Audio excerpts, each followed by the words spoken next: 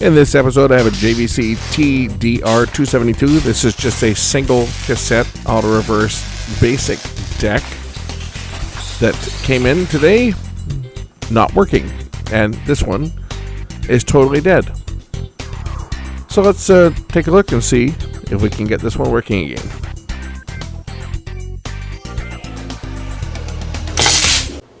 Got an old JVC tape deck. This is an TDR272. Basic. It's a basic two-head auto reverse machine, and it's dead. It's completely dead. Nothing lights up. No play. Motor's not spinning. No nothing.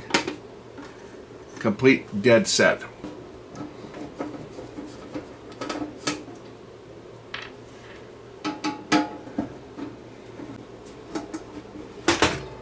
So I guess first things first, let's check and see if we've got any voltages coming off the transformer. I didn't even check to see if the transformer was open. These ones have, looks like they got an external fuse, or internal fuse in the transformer. Okay, there's the thermal fuse. There is no fuse in the unit itself. There's actually a place for a fuse, but as you can see, there is no fuse there. So first things we'll do is we'll check to make sure that the transformer is not open. Should have done that before even taking it apart, but the transformer is not open. That's good. Means that the power transformer is not shot. So why is this unit not working? Let's see if we got any voltage whatsoever. We'll check the AC voltage leaving the transformer from the bottom, the secondary down here, and we have 17 volts AC, so the transformer is good. So now we need to check DC voltages. So we'll see if we've got any DC voltage. We got a 12 volts DC. That's after the rectifier, so that part's good. We'll just start checking to see if we have any other voltages here. Now the switch. Switch could be bad, I guess, but let's check our regulators. Regulator transistor is down here, and we have nothing. 0 volts.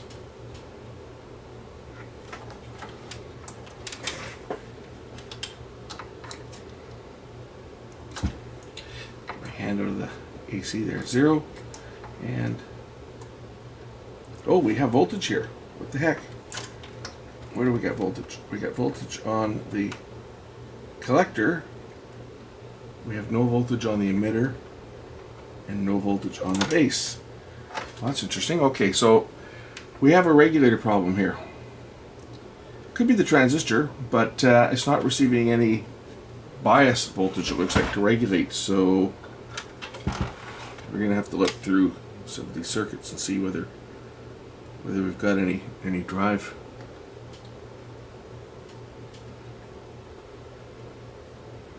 Nothing.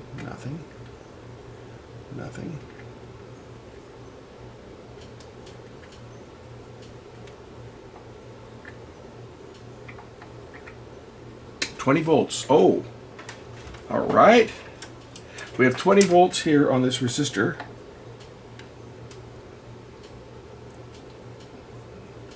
And I got nothing on the other side. Which one is that? R902 it looks like. Where are we here? Where are we? Or was it 920? Which one? 916? Which one was that on here? 916. Yeah, 20 volts there. 0 volts over here.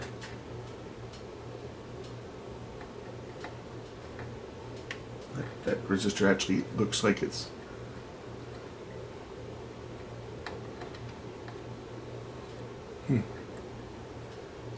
almost looks like it's not connected, doesn't it? I think this requires pulling the board out to investigate. But certainly there's no power on this regulator. So I'm just going to unplug the head, and we'll remove the circuit board. Got some screws to remove. There's a couple grounding screws here, and then of course the jack panel of the back.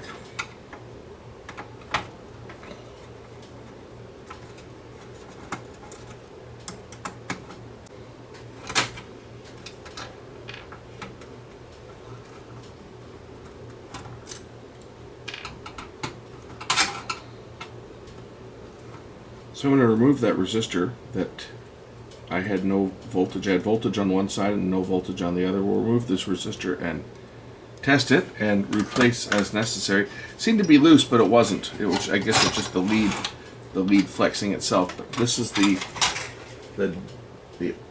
one I suspect is open right here.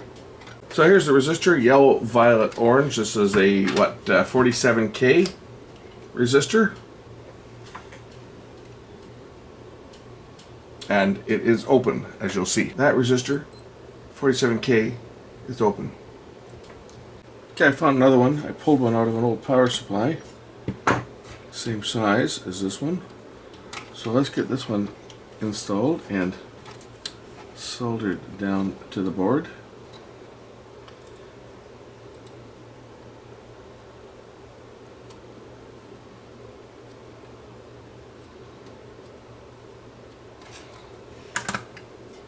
Now to test this, I just have to make sure I've got a few of the grounds hooked up, as there are grounds on the board here, so I got to make sure at least a couple screws are placed through the grounding points on the board. Otherwise it's not going to do anything, or might not do anything. Usually when you see multiple grounds like this, where the chassis is being used to ground them, at least with Sony, when you saw that, that was because the ground didn't go all the way through from one side of the board to the other. They were actually using the chassis. Not always, but Sony was good at doing that. On a lot of the receivers, you'd get one ground screw that would go loose and the set would go haywire and cause all kinds of weird problems. Panasonic were good at that too on their plasma TVs. On their buffer boards, they would use the screws for multiple ground points, and without them, the buffer board would blow up. I got one of these ribbon cables. I hate these things. They're so easy to break, and it's an awkward place to reinstall it. This is for the head. Come on, get in place, damn it.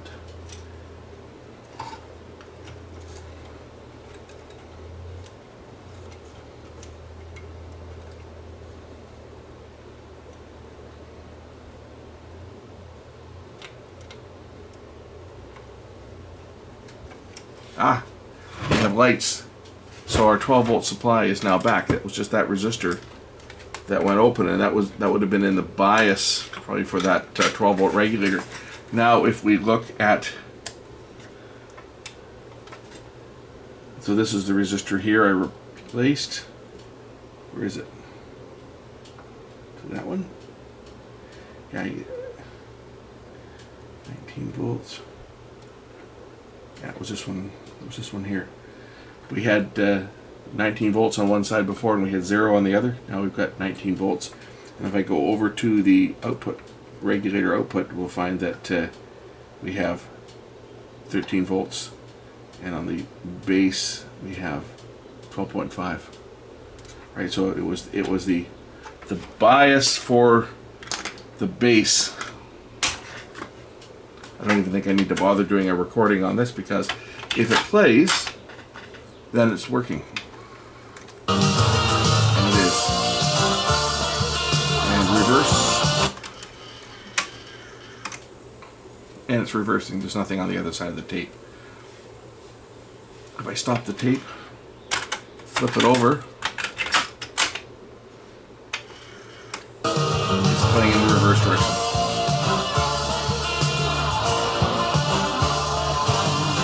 I guess I can check the speed out. We'll do a speed adjustment.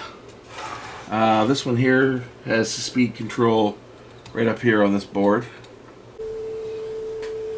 A little bit high, a little bit sharp. It's supposed to be 440 on that tone. For reverse direction, it should be 3 kilohertz. So it's pretty close, 3.03. adjust the speed control if I can.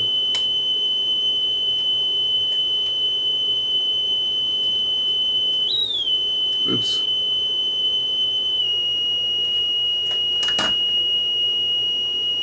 That's a little too low.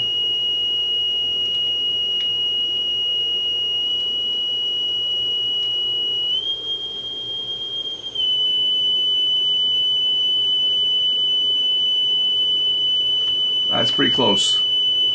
That's pretty close. 3 kilohertz. I'd say that that's right on.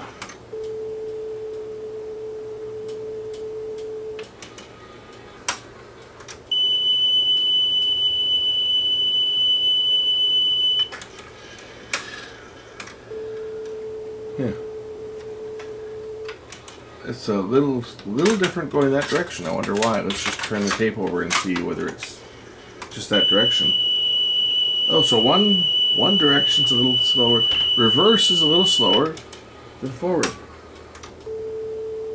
Yeah, 440. So the reverse direction,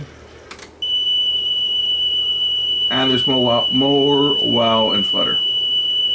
But at this point, I'm not too worried about that. It's not a high-end tape deck. It's a 3-motor silent system, as they call it. But you know, he brought it to me. He said, "I want to play some old tapes." You can go down to the second-hand store, pick these things up for 20 to 25 bucks for a used tape deck, and you don't know what condition it's in. But this one here, it's probably close enough, and it's probably as good as it's ever been.